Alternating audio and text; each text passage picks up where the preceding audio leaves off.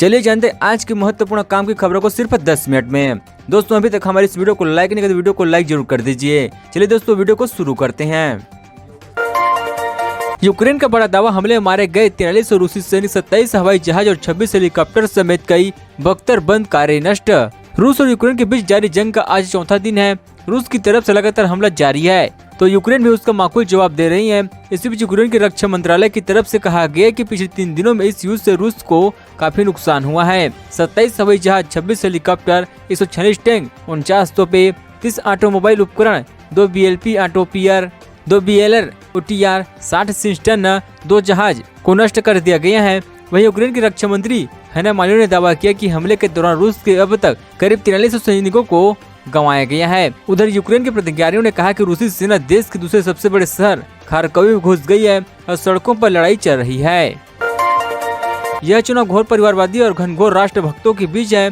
देवरिया में विपक्ष पर पीएम मोदी का निशाना। पीएम नरेंद्र मोदी ने रविवार को देवरिया में चुनावी जनसभा को संबोधित किया है। पीएम मोदी ने यहाँ कहा कि उत्तर प्रदेश विधानसभा चुनाव 2022 को घोर परिवारवादी और घनघोर राष्ट्रभक्तों के बीच है।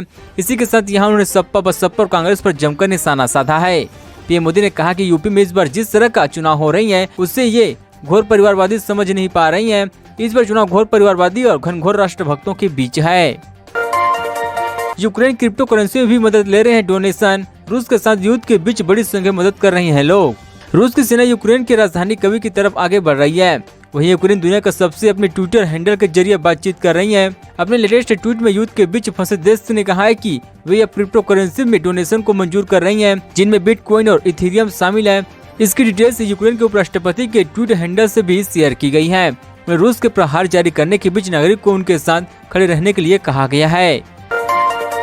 सोमालिया और हंगरी के रास्ते भारतीय नागरिकों को लाए जा रहे हैं भारत। अब तक 700 लोगों को हुई है वापसी। यूक्रेन से सैकड़ों भारतीयों को अब तक वतन वापस लाया गया है। वही हजारों लोग अब भी वहां फंसे हुए हैं। सोमालिया और हंगरी के रास्ते यूक्रेन से भारतीय नागरिक को निकाले जा रही हैं। भारतीय दूतावास ने कहा कि हम अपने नागरिक के लिए पड़ोसी देश के साथ अधिक सीमाएं खोलने के लिए लगातार बातचीत कर रही हैं। कभी में भारतीय दूतावास ने अपने नागरिक को युद्धग्रस्त क्षेत्र में दूर पश्चिम क्षेत्र में जाने की सलाह दी है। दूतावास ने यूक्रेन भारतीय नागरिकों को सीमा चौकियों पर सरकारी अधिकारी के साथ समन्वय के बिना नहीं जाने की भी सलाह दी गई थी। उन्नाव के 400 साल पुराने मंदिर में साक्षात भगवान के दर्शन का वादा, लग रहा भक्तों का जमावड़ा। उत्तर प्रदेश के उन्नाव में प्राचीन शिव मंदिर में भगवान के साक्षात दर्शन का वादा किए जा रही हैं। एक युवक का दावा है कि मंदिर में दर्शन के दौरान उसने शिवलिंग में एक अलग ही तरीके की आकृति देखी गई है। इस घटना के सामने आने के बाद से लेकर चर्चा तेज हो गई है। कई सारे लोगों का कहना है कि शिवलिंग में दिखाई दे रही आकृति पहले से ही बनी हुई थी। वह युवक का दावा कि जो आकृति उसे दिखाई दी है वह बिल्कुल अलग थी। उन्नाव के मनोहर गांव का यह मंदिर करीब 400 साल पुराना बताई जा रही है। महाराष्ट्र में कोरोना की तीसरी लहर का खत्म हुआ कहर, पर मास्क नहीं छूटे, बोले स्वास्थ्य मंत्री राजेश टोपे। महाराष्ट्र में कोरोना की तीसरी लहर पर अब लगभग अच्छी तरह से नियंत्रण पा लिया गया है। अब कोरोना को लेकर डर खत्म हो गया है। पिछले कई दिनों से महाराष्ट्र में कोरोना संक्रमण दर बहुत हद तक कम हो गया है। यह बात हर रोज बेहद कम होते जा रही है। कोरोना के केसेस साबित होती है, यानी कोरोना अब अपनी अंतिम घड़ियां गिर रही है। लेकिन सावधानी बनाए रखनी जरूरी है। यह कभी भी किसी भी रूप में सामने आ सकती है और तेजी से फैलने लगता है। यह हमने अपने पिछले बुजुर्गों से सीखा है, इसलिए मास्क पहनते रहना जरूरी है।